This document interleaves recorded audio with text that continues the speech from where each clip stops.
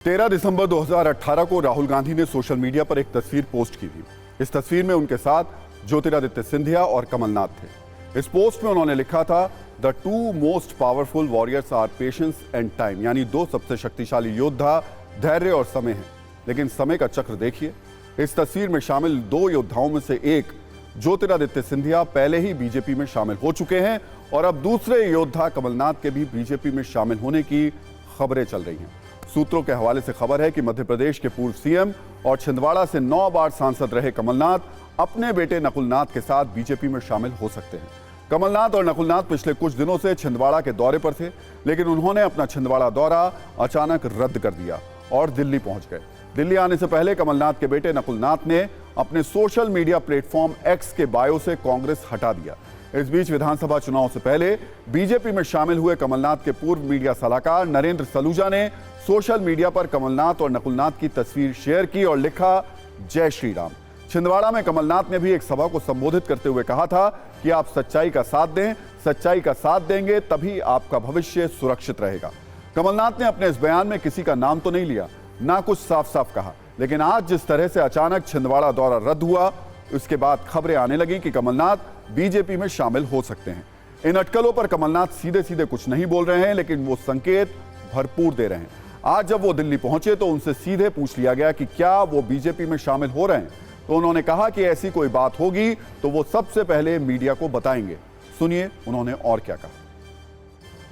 आप लोग इतना एक्साइट क्यों हैं? क्या बीजेपी ज्वाइन कर रहे हैं सर? अगर ऐसी कोई बात होगी सबसे पहले मैं आप लोगों को ही कहूंगा। आप इनकार नहीं कर रहे सर, आप इनकार नहीं कर रहे। मैं तो कह रहा हूँ इनकार की बात नहीं है जी जी, ये आप लोग कह रहे हैं जी, आप लोग एक्साइट हो रहे हैं। मैंने कहा मैं तो एक्साइट नहीं हूँ इस तरफ या उस तरफ, पर बात यह है कि अगर ऐसी कोई बात होगी, मैं आप सबको सबसे पहले खबर करूंगा। तो स्थिति यह है कि कमलनाथ ना छिप रहे और ना छिपा रहे और ना ही कुछ बता रहे हैं, सिर्फ संकेत दे रहे हैं। सूत्रों के मुताबिक कमलनाथ काफी दिनों से बीजेपी के संपर्क में थे। पिछले 2 महीने में सीएम मोहन यादव और कमलनाथ की 3 बार मुलाकात हुई। सीएम मोहन यादव हाल ही में कमलनाथ से मिलने उनके घर भी पहुंचे थे। दोनों के बीच करीब 1 घंटे तक अकेले में मुलाकात हुई।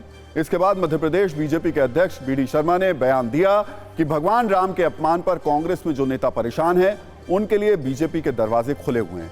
इसे कमलनाथ के लिए एक संकेत माना गया। इस बीच आज बीजेपी की वरिष्ठ नेता सुमित्रा महाजन ने कहा कि कमलनाथ राम का आशीर्वाद लेकर बीजेपी में शामिल हो सकते हैं। इन अटकलों के बीच कांग्रेस की तरफ से दिग्विजय सिंह ने साफ शब्दों में कमलनाथ के पार्टी छोड़ने की खबर को गलत बताया। उन्होंने कहा कि इतने दिनों तक गांधी परिवार के साथ रहने वाला व्यक्ति कांग्रेस नहीं छोड़ सकता। कमलनाथ के बीजेपी में शामिल होने की खबरों पर किसने क्या कहा, उस पर बयानों की एक छोटी सी रील है, वो भी देखिए, फिर आगे बढ़ेंगे।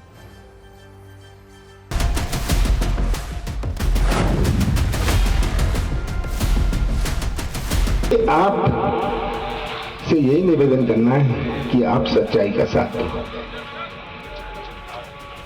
कमलनाथ का साथ मत देना, पर कौन सच्चाई का साथ तो दे दो। सच्चाई का साथ दीजिए, सच्चाई का साथ देंगे तभी आपका भविष्य सुरक्षित रहेगा। अगर कमलनाथ का विकास में विश्वास हो तो जरूर मैं कहूंगी राम का आशीर्वाद लेके आओ, काम करो, काम के लिए आ जाओ। वो काम के लिए जो आना चाहता है वो हर कोई आ जाए। मेरी कल रात को कमलनाथ जी से बातचीत 10:30-11 बजे हुई है। वो छिंदवाड़ा में है और जिस व्यक्ति ने अपने राजनीतिक जीवन की शुरुआत नेहरू गांधी परिवार के साथ उनके पीछे साथ में खड़े होकर उस समय लड़ी थी, उस आदमी को आप कभी उम्मीद भी कर सकते हो कि ऐसा आदमी कभी कांग्रेस और सोनिया गांधी जी के परिवार को छोड़ के जाएगा, इंदिरा जी के परिवार को छोड़ के जाएगा? आपको उम्मीद भी नहीं करना चाहिए।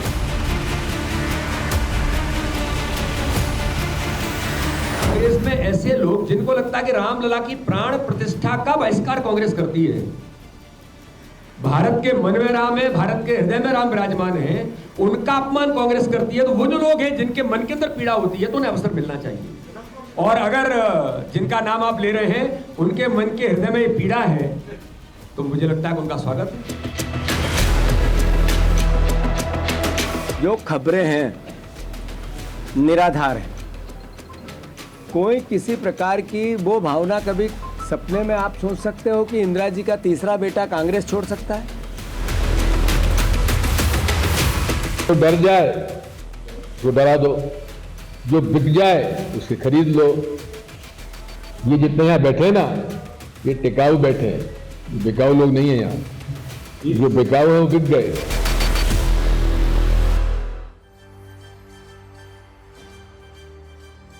सवाल यह भी है कि वो कमलनाथ जो कुछ महीने पहले तक मध्य प्रदेश में नेता विपक्ष थे, कांग्रेस की सरकार में सीएम थे, अचानक क्या हुआ कि वो कांग्रेस छोड़कर बीजेपी में शामिल हो रहे हैं? क्योंकि कुछ दिन पहले भी यह खबर आई थी कि कमलनाथ बीजेपी में शामिल हो सकते हैं। उन अटकलों के बीच कमलनाथ ने मोहन यादव की सरकार के खिलाफ एक्स पोस्ट किया था, जिसमें उन्होंने लिखा था एमपी सरकार अलोकतांत्रिक तरीके से काम कर रही है। फिर ऐसा क्या हुआ कि इस पोस्ट के कुछ ही दिन बाद उनके कांग्रेस छोड़ने और बीजेपी में शामिल होने की खबरें आ गई। सूत्र बता रहे हैं कि इसके पीछे 3 बड़ी वजह हैं। कमलनाथ मध्य प्रदेश कांग्रेस के अध्यक्ष से हटाए जाने से नाराज थे। मध्य प्रदेश के कांग्रेस संगठन में बदलाव से अलग थलग वो अपने आप को महसूस कर रहे थे। अयोध्या में राम मंदिर के उद्घाटन में कांग्रेस नेताओं के ना जाने से भी वो नाराज थे। इन्हीं कारणों से पिछले कुछ दिनों से उन्होंने कांग्रेस के बड़े कार्यक्रमों से दूरी बना ली थी। कांग्रेस के राज्यसभा उम्मीदवार अशोक सिंह के नामांकन में भी वो नहीं पहुंचे थे। कांग्रेस नेता दिग्विजय सिंह ने दावा किया है कि कमलनाथ से उनकी बात हुई है और वो कहीं नहीं जाएंगे। उनके इस दावे के पीछे कमलनाथ का कांग्रेस वाला इतिहास है। कमलनाथ कांग्रेस में सिर्फ एक नेता की तरह नहीं, बल्कि गांधी परिवार का हिस्सा रहे हैं। दून स्कूल में पढ़ाई के दौरान कमलनाथ संजय गांधी के दोस्त बने थे। तब से ही वो इस परिवार के साथ जुड़े रहे।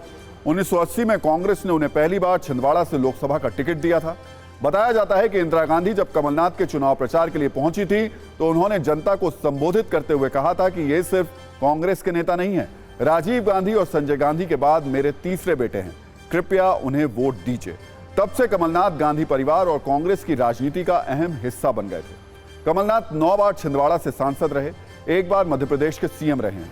उन्हें छिंदवाड़ा में एक तरह से अजय माना जाता है, लेकिन 1997 के लोकसभा उपचुनाव में मध्य प्रदेश बीजेपी के ताकतवर नेता सुंदरलाल पटवा ने उन्हें उन्हीं के गढ़ छिंदवाड़ा में हरा दिया था। लेकिन तब से लेकर अब तक छिंदवाड़ा में कमलनाथ खुद या फिर कमलनाथ के परिवार का ही कब्जा रहा है। 2014 और 2019 के मोदी लहर में बीजेपी कमलनाथ से छिंदवाड़ा सीट नहीं छीन पाई।